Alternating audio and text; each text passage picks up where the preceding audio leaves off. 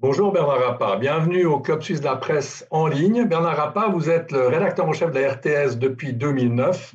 Vous avez couvert d'innombrables crises avec un impact médiatique important. Je pense par exemple aux attentats de Paris. Qu'est-ce qui est différent dans la crise que nous traversons aujourd'hui, la crise du coronavirus?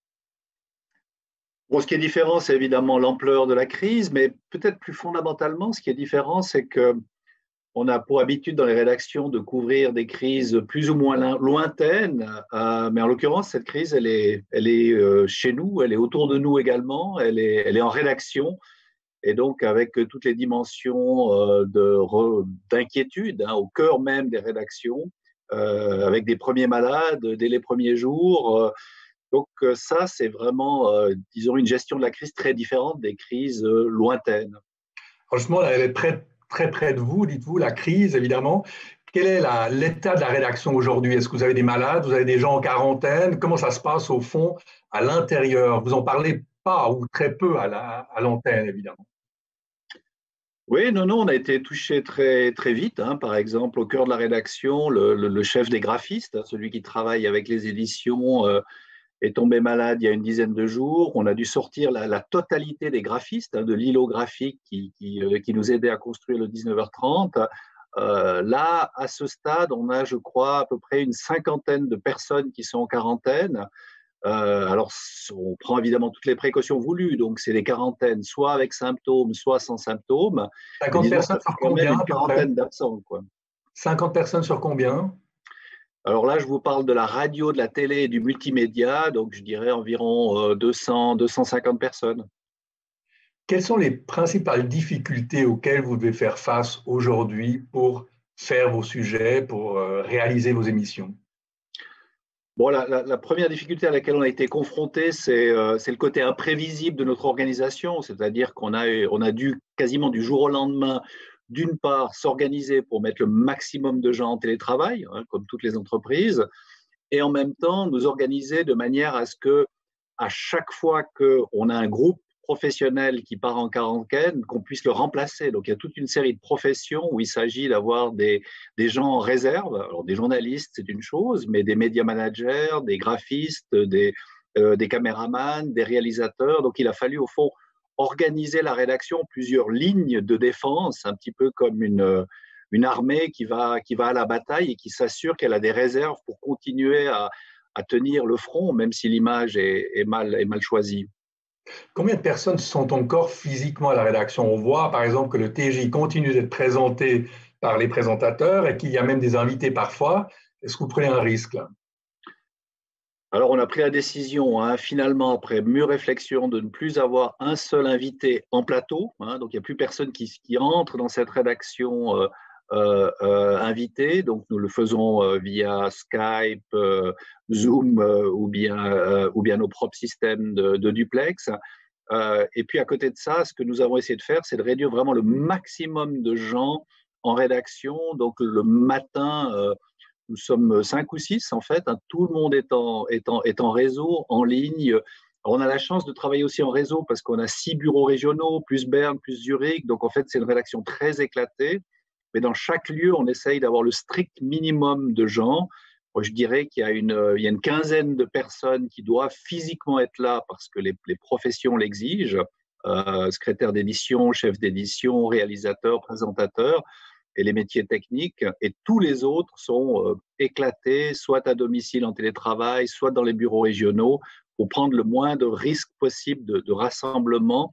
Mais c'est impossible de faire une télévision totalement en télétravail, c'est évidemment impossible. Alors, on sait que les séances de rédaction matinales ou celles de l'après-midi également sont parfois déjà un peu chaotiques dans ces grandes rédactions avec 20, 30, 40 personnes parfois autour de la table. Quand elles sont autour d'un micro ou d'un écran tout à distance, qu'est-ce que ça donne au fond, ce genre de séance? Comment on gère ça? Bon, faut pas se leurrer, hein, ça ne ressemble plus au monde d'avant, hein, ces séances de rédaction un petit peu chaotiques, hein, comme vous le savez, avec des idées qui fusent autour de la table, c'est terminé. Donc, c'est devenu assez militaire, en fait, hein. On a organisé des tours de parole. Les, les responsables de services ou de domaine ou de production ont droit à la parole, les autres, au fond, prennent la parole, mais en petits groupes. Donc, on a dû avoir une espèce de mode d'emploi pour que ça fonctionne, parce qu'avec la séance de 9h30 le matin, on a 50 à 60 personnes en ligne, plus 5 personnes, disons, en rédaction, chef, qui coordonnent le tout en rédaction. Les discussions, le débat d'idées ne peut pas se faire de manière virtuelle, et donc il redescend en petits groupes, ce qui est évidemment une perte pour la fabrication des idées. Vous dites organisation un peu militaire. Si je comprends bien, c'est vous le commandant en chef. Alors, qu'est-ce que ça change dans votre rôle? Alors, plus directif, vous prenez plus de décisions qu'avant, au fond? Oui et non, parce que c'est à la fois, ça reste un travail d'équipe, mais simplement, au fond, les équipes, une fois au fond que la réflexion d'ensemble est lancée, ensuite chacun doit prendre un peu plus ses responsabilités qu'hier. Donc il y a moins d'échanges entre l'encadrement et les équipes de production, le journal de midi, le journal du soir, ou bien cette émission que nous faisons antivirus à 19h. Donc, il y a à la fois effectivement un peu plus de top-down dans les grandes tendances et les grandes décisions, puis après, chacun doit se débrouiller, donc plus d'autonomie. Donc, je dirais qu'il y a ce double mouvement. Alors, vous avez dû réorganiser non seulement la rédaction, mais aussi le menu de vos téléspectateurs avec des émissions qui ont partiellement disparu, d'autres qui ont apparu. Comment ça se passe, ce processus, et quels sont les grands changements, au fond, de cette nouvelle grille de programme de la RTS? Bon, ce qui est apparu très vite, hein, c'est qu'en réalité, tout s'écroulait. Au fond, il n'y avait plus d'activité culturelle, plus d'activité sociale, plus rien à filmer. Hein. La télévision, on raconte le réel, on va sur le terrain, on fait des images. Donc très vite, au bout de 48 heures, 56 heures, les équipes nous ont monté cela en nous disant ben, on n'a même plus accès. Au fond, les gens avaient peur de rencontrer des équipes. Il n'y avait plus de café, plus d'hôtels, plus de lieux de rencontre, plus de marché. Donc une émission comme Couleur locale qui raconte la vie de la Suisse romande hein, entre 19h et 19h30, elle s'est quasiment écroulée d'un jour à l'autre. Donc sur cette tranche, on s'est dit, ben, soit on supprime l'émission, puis on reste concentré sur le news avec les journaux de midi et les journaux du soir, ou alors, et c'est ce qu'on a choisi, on s'est dit, inventons une émission dans cette case TV à 19h pour raconter la Suisse romande au temps du coronavirus, mais avec un challenge difficile, c'est que on n'avait plus accès au public en termes d'image, donc on a très vite essayé d'inventer une émission qui travaille avec en vidéoconférence et on a, comme vous l'avez pu le constater, à baisser le niveau de la qualité puisqu'on travaille avec des lignes vidéo qui sont de qualité souvent médiocre. Mais voilà, on a trouvé que c'était important de faire vibrer, d'entendre au fond les inquiétudes, mais aussi les solutions proposées par les romans. Et on a choisi au fond de faire une émission qui ne soit pas un journal télévisé de plus, mais qui prenne le pouls de cette population, qui soit une espèce de place de village. Ce soir, on va parler par exemple de la vie du couple en confinement. Hier, on a parlé livres. Le jour d'avant, on a parlé travail. On a parlé humour. On va essayer de passer en revue et tenir pendant toute la durée du confinement pour raconter cette actualité autrement. Puis à côté de ça, les journaux télévisés, bah, tant bien que mal, on essaye de continuer à faire notre travail, mais c'est assez difficile, évidemment, car les accès, les contacts sont devenus de plus en plus difficiles en termes d'image. On dit souvent dans les rédactions que ces événements massifs galvanisent en quelque sorte les équipes et leur donnent du tonus et les rendent encore plus efficaces. Est-ce que vous faites le même constat et quelle est l'atmosphère au fond on peut même plus dire dans la rédaction, mais dans votre réseau de journalistes? Bon, là aussi, c'est pas aussi simple. Hein. Bien sûr qu'on peut chausser notre lunette rose et dire on est en train de couvrir un événement extraordinaire, historique, totalement inédit. Et c'est vrai qu'on sent cette énergie et cette envie, au fond, de raconter ça. Je crois que tout journaliste a cette envie-là. En même temps, disons, si on creuse un petit peu, je vous promets, quand on traverse les couloirs de la tour, de la rédaction, c'est glauque et on sent des inquiétudes. Il y a des gens qui ont peur, je crois qu'il faut le dire, qui sont inquiets de venir au travail, qui sont inquiets pour leur famille.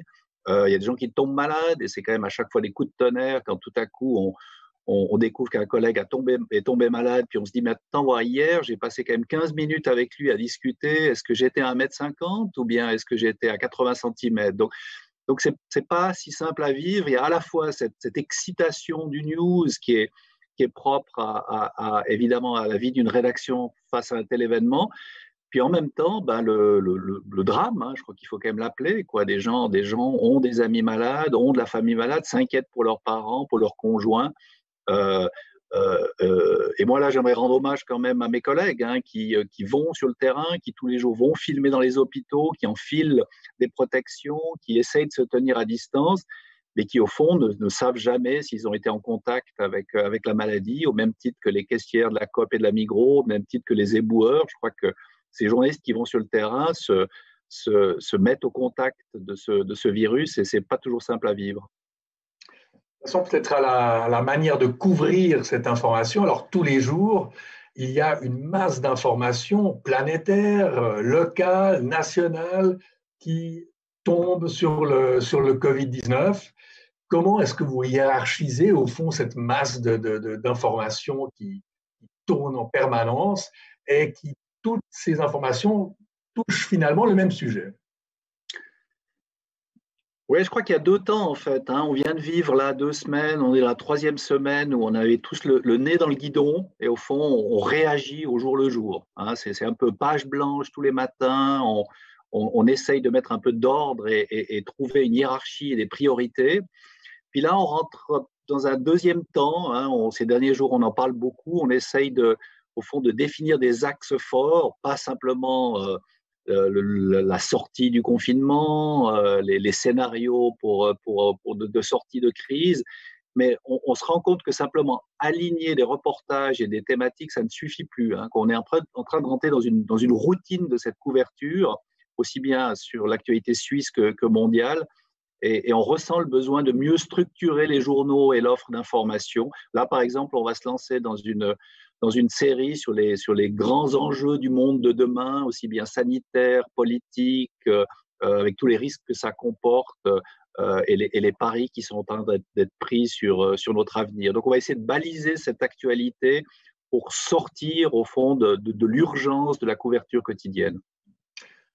On a l'impression, en tant que spectateur, qu'il n'y a vraiment plus que le coronavirus. Or, les guerres se poursuivent, il y a la Syrie, il y a le Yémen, et on a le sentiment d'un grand trou noir. Alors, est-ce que, au fond, votre décision a été prise de ne plus couvrir le reste de l'actualité, ou comme vous l'avez dit tout à l'heure, elle n'existe plus, cette actualité? Non, en fait, elle existe. Hein. On connaît tous ça, les journalistes. Il existait un monde avant le coronavirus et donc ce monde continue d'exister et c'est à nous de gratter. Là, il faut quand même reconnaître qu'on n'a pas toujours été très bon. C'est très, très difficile en réalité de sortir de ce rouleau compresseur. Le public aussi nous pousse au fond à rester, hein, car les audiences on sent qu'il y a une soif d'information, une demande d'information. Dans le courrier, on nous demande de revenir sur des sujets pourtant qu'on a traités 2 fois, 3 fois, 4 fois. Alors on essaye de sortir, on le fait de 2 manières. On essaye de sortir des frontières de notre territoire. Donc, l'autre soir, on a fait un grand format sur l'Inde. Ce soir, on est à New York. On essaye de raconter le reste du monde aussi, mais on est toujours sur le coronavirus, souvent. Et puis, à peu près tous les jours, on essaye de sortir au moins 1 fois ou 2 fois entre les journaux de midi ou du soir. Alors, hier soir, on a parlé des élections ici à Genève. On essaye de grappiller, au fond, toute l'actualité qu'on peut. Mais entre la pression de cette actualité sur le coronavirus et la difficulté de faire coexister des sujets qui peuvent paraître assez anodins par rapport à l'actualité du coronavirus, c'est difficile. Mais là, il faut bien reconnaître, on doit faire des efforts car le monde ne peut pas se réduire au coronavirus. Si on était un peu cynique, on pourrait dire que ce coronavirus, en termes d'audience, est un fantastique moment pour la RTS, puisque, semble-t-il, au début de la crise du mois, vous avez battu des records historiques. Est-ce que vous pouvez nous donner un peu quelques chiffres sur cette audience et la façon dont elle s'est développée? Bon, c'est évidemment malvenu de fanfaronner, hein, mais c'est vrai que C'est passionnant de voir et c'est vrai pour la télévision, mais je crois que c'est aussi vrai pour les autres médias, en tout cas la radio, mais aussi les audiences numériques de la presse. Hein. Il y a un intérêt extraordinaire du public pour cette information. Il y a une soif de questionnement. Alors c'est vrai qu'immédiatement, hein, dans les jours où le confinement s'est matérialisé, on a réuni un public considérable. Hein. Certains soirs, on n'était pas loin de 700 000 personnes en direct, hein, donc en direct, alors que les gens ont quand même la possibilité d'avoir toutes ces informations à la demande en ligne. 700 000 personnes, ça veut dire quasiment un Suisse roman sur deux. C'est presque 75% de part de marché, donc 7 personnes sur 10 qui regardent la télévision est branchée sur l'info à 19h30. Moi, ce que je retiens, c'est qu'au fond, en période de crise, ce rituel, cette idée de se retrouver ensemble pour partager ensemble une information, la confiance aussi du public hein, envers les médias traditionnels, là aussi, presse, radio, TV. Il y a un regain pour les médias traditionnels, le sentiment qu'ils regagnent du terrain par rapport à la période pré-coronavirus. Est-ce que c'est un tournant qui se joue aujourd'hui? Bon, en termes de chiffres absolus, c'est indéniable, hein, alors que nos chiffres à 19h30, si on parle du journal télévisé, sont autour de 300 000 personnes. Là, on est à plus du double actuellement. Donc plus du double, mais si j'ai bien compris, excusez-moi, je vous permets de vous interrompre, si j'ai bien compris, la conférence de presse du Conseil fédéral régulière, au début, faisait 900 000, une audience de 900 000 personnes. Donc, finalement, c'est réellement l'événement qui porte le public et plus que le média, au fond. Non, mais indéniablement, c'est le coronavirus, au fond, qui est le vecteur de cette poussée d'audience. Moi, j'observe simplement que, disons, on est à la 3e semaine et que les chiffres sont toujours aussi importants et que ces carrefours, ces lieux où on essaye de décrypter, on essaye de hiérarchiser, semblent répondre à une demande. Maintenant, le paysage est éclaté, le paysage ne va pas redevenir le paysage qu'on a connu dans les années 60 ou dans les années 70 après cette crise, c'est bien clair. Mais je trouve intéressant, disons, cette notion de place du village, que ça soit en direct pour écouter le Conseil fédéral, d'ailleurs. Hein, c'est pas par hasard que le Conseil fédéral a décidé d'avoir plusieurs rencontres par semaine. Et puis nos carrefours correspondent quand même à un moment où on nous disait au fond que les médias avaient cessé de jouer leur rôle de rassembleur. Je constate quand même que face aux réseaux sociaux, il y a encore une offre d'information qui peut trouver sa place. C'est intéressant effectivement de constater que c'est l'ensemble de la demande médiatique qui augmente de façon spectaculaire, puisque les sites de presse, les sites web des titres traditionnels affirment doubler souvent leur audience également. Maintenant, RTS, vous êtes le grand média de service public. Quelle responsabilité particulière avez-vous justement en tant que média de service public avec cet état d'urgence qui a été déclaré? Bon, je crois qu'on n'est effectivement pas seul à faire du service public, hein, parce que comme vous l'avez dit, l'ensemble des médias, disons, qui sont en place, et les journaux, la radio, jouent ce rôle, les radios locales, les TV locales, mais c'est vrai qu'on a une place un peu particulière de par notre place dans ce paysage audiovisuel, et en télévision en particulier. Ça n'est pas TF1 ou ZDF ou la RAI qui couvre la Suisse romande, c'est nous qui racontons cette Suisse romande au temps du coronavirus en images. Donc notre responsabilité, elle est en termes d'information, mais aussi en termes de service, hein, elle est aussi servicielle. Et là, notre rôle, en particulier au début de la crise, a été effectivement de prendre ces mots d'ordre et de les rappeler, mais aussi de les questionner. Hein. On n'a pas pour autant basculé dans un service de communication du Conseil fédéral. Et donc, nos journalistes sont aux conférences de presse à Berne, aux côtés des autres journalistes, pour challenger et s'interroger sur les choix sanitaires qui ont été faits. Alors, c'est vrai que c'est très difficile, en particulier dans notre position, de challenger de manière très agressive, au fond, les autorités sanitaires au début de la crise. Le public avait de la peine, d'ailleurs, à le comprendre, le monde politique aussi, mais on l'a fait. et on continue à le faire. Là, je pense qu'on est rentré dans une phase où on va avoir un questionnement un petit peu plus pointu sur les choix qui sont en train d'être faits. Et c'est vraiment quelque chose qu'il faut garder à l'esprit. Certains vous taxent en temps habituel déjà de télévision d'État aux ordres du gouvernement. Est-ce que, alors, vous avez souvent donné la réponse à cela à la RTS, mais est-ce qu'aujourd'hui, vous pouvez garder, vous avez même le droit de maintenir votre liberté critique face à des mesures, par exemple, que prend le Conseil fédéral? Est-ce que vous pouvez librement vous exprimer et avancer des arguments critiques qui viennent de la part des acteurs de la société aussi? Alors, on l'a dit et on l'a répété, hein, cette liberté de ton, on doit la prendre nous. Hein, elle n'est garantie que si on l'empoigne, en fait.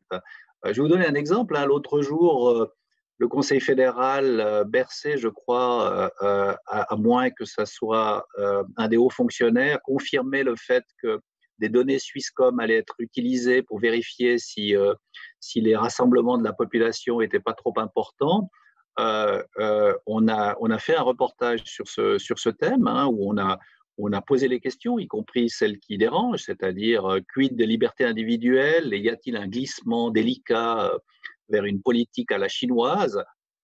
En direct, pendant le 19h30, il y a eu un tweet du vice-chancelier qui nous attaquait en nous traitant de fake news, alors que notre reportage était parfaitement exact. Donc ça montre, disons, le degré de nervosité à Berne. Combien de téléphones vous avez reçus depuis le début de cette crise?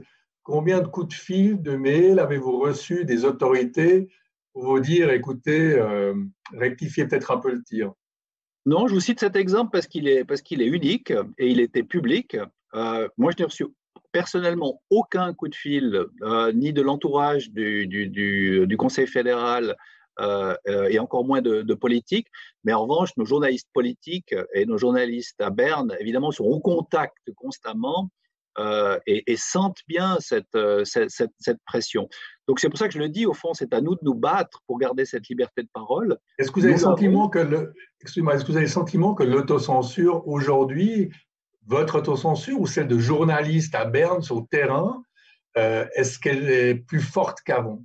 Je ne sais pas si c'est une autocensure, mais comme je le disais tout à l'heure, c'est vrai qu'au début de la crise, il y a cette mission de service public, hein, cette nécessité, au fond, de faire passer ce message serviciel des autorités sanitaires en plus. Hein. Donc là, je crois qu'effectivement, on a relativement peu questionné l'importance et la nécessité de ces mesures. Et je pense que, moi, j'appelle pas ça de l'autocensure, hein, je pense que c'est une prise de conscience de l'importance de la crise qu'on est en train de traverser, de la nécessité de le faire. Mais là, on est dans une autre phase où le débat prend forme. Aujourd'hui même, l'UDC a fait une conférence de presse en réclamant une sortie du confinement rapide. Eh bien, notre travail de service public, c'est effectivement de tendre notre micro à l'UDC pour en prendre connaissance, d'aller interpeller les autres parties. Et notre boulot de service public, c'est de raconter ce débat, en fait. Hein. Notre boulot, ça n'est pas de prendre parti pour l'UDC ou de prendre parti pour les socialistes. Notre mission, et ça fait partie de nos règles de service public, c'est de faire état de ce débat. Donc, pour faire état de ce débat, il faut effectivement avoir le courage de ramer parfois à contre-courant, de poser les questions et d'établir les éléments du débat. Passons peut-être pour finir à la question financière. Comme vous le savez, l'impact sur la publicité est très puissant. Il y a un effondrement de la pub dans les journaux. Les titres médias ont passé à la réduction des horaires de 20% linéaire. Comment est-ce que la RTS est frappée sur le plan financier par cette crise? Est-ce qu'il y a un effet alors que vous étiez déjà en train de réaliser des économies? Oui, alors effectivement, on était au deuxième, troisième plan d'économie. Alors évidemment que par rapport à ce que traverse la presse et l'ampleur de la crise que traverse la presse dans cette crise sanitaire, ça n'est pas comparable. Mais les effets sont pas anodins parce qu'il y a des pans entiers d'activités qui ont disparu. Le sport s'est évaporé en quelques jours. Et le sport, comme vous le savez, c'est de nombreux écrans publicitaires qui permettent de financer d'autres activités de l'entreprise. Je crois savoir qu'une partie des droits sportifs doivent continuer à être payés. Donc, les revenus se sont effondrés et les factures arrivent quand même. Donc, je n'ai pas de chiffres à vous proposer, mais ce qui est certain, c'est que il y a un effondrement d'un certain nombre de secteurs publicitaires et de cases publicitaires qui auront un impact sur l'entreprise. Par ailleurs, il y a toute une partie de l'entreprise qui est totalement paralysée, hein. Il n'y a plus aucune captation culturelle, il n'y a plus aucune captation sportive, qui était aussi des centres de gains, parce que c'était des prestations en fait, qui étaient proposées moyennement rétribution. Et donc là, il y a toute une part de l'activité de l'entreprise qui s'est arrêtée et qui est au point zéro. Quel est l'impact et les traces que laissera cette crise pour un média comme la RTS et plus généralement pour les médias? Est-ce que finalement les médias ont retrouvé là un peu de leur sens ou est-ce qu'ils vont sortir réellement affaiblis de cette crise sanitaire? Ben, la réponse honnête, c'est que je ne sais pas, en fait, hein, je ne sais pas. J'ai le sentiment qu'on est en train de vivre des moments importants, hein, où beaucoup de choses se jouent à tout point de vue, y compris pour les médias. On est à la fois dans cette situation où plus que jamais, on a besoin de cette qualité d'information et de médias professionnels qui font ce travail selon les règles de base que l'on connaît dans notre métier. Je crois que le public, disons, quelque part redécouvre cela, et ça, c'est une bonne nouvelle. En même temps, tout est en mouvement et tout bascule. Et honnêtement, il est difficile d'imaginer le monde de demain. Si on regarde dans le domaine audiovisuel, paradoxalement, nos chiffres sont excellents. En même temps, jamais Netflix est aussi bien porté, jamais tous ces services de streaming qui vont demain concurrencer massivement, déjà aujourd'hui, mais encore plus demain. Donc c'est un formidable accélérateur.